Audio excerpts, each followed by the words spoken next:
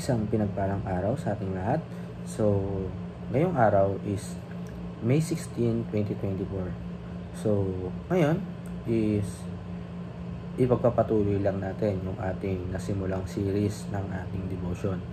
Pero bago natin talakayin or ipaliwanag yung ating series ngayon, is muli muna nating balikan yung naging series natin netong last week para din sa mga tao or bagong tagapanood ng ating devotion.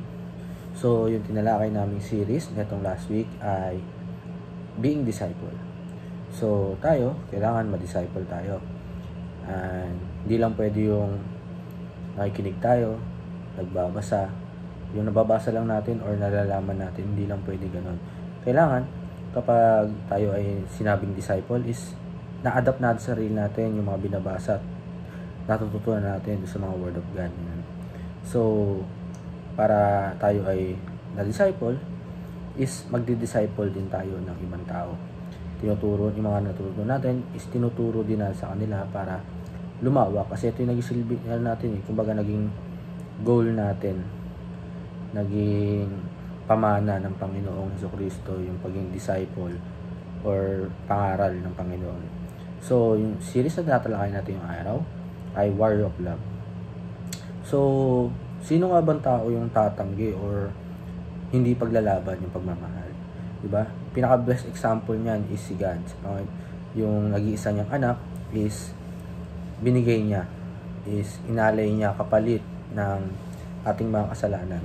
Yung kasi isang anak mo tapos hayaan mo na maghirap, mamatay dahil sa kasalanan ng iba, diba? Yung grabe yung pagmamahal ng Panginoon sa atin na tinubos tayo ng kanyang anak.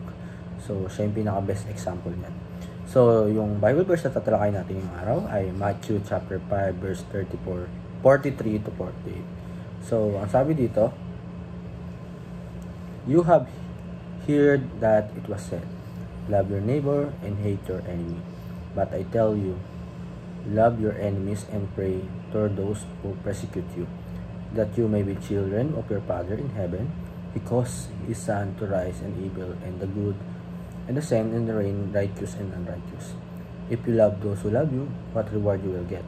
Are you the tax collector doing that? And if you greet only people, what are you doing others? Not even pagans to do, be perfect, therefore Heavenly Father is perfect." So, para lumawak yung ating talakayan dito sa ating Bible verse, tayo ay dumako sa ating teaching at application.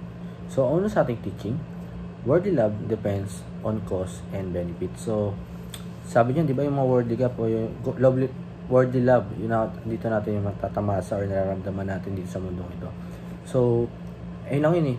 Parang kumbaga, kaya mahal mo lang isang tao kasi meron ka nakakuha. Meron kang benefits na nakukuha sa kanya.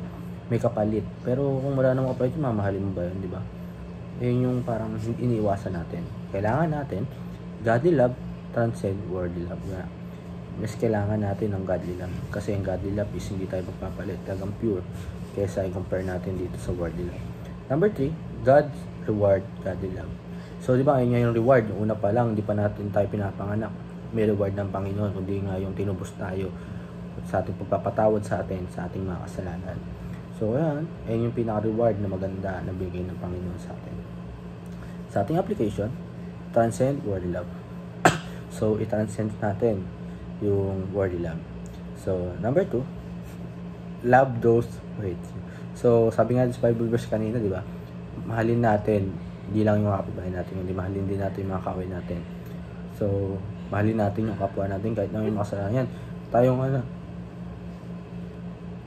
nga na makasalanan, di ba? Yung sobrang kasalanan natin, pinapatawad pa rin tayo ng Panginoon kahit paulit-ulit, di ba? And sa last, receive reward from God. Yun, marireceive natin yung mga reward sa ating Panginoon sa mga ginagawa nating mga katama or pagsunod sa utos niya. So, ilan po para sa araw na to na may natutunan tayo sa pakinig at Lord. God bless to all.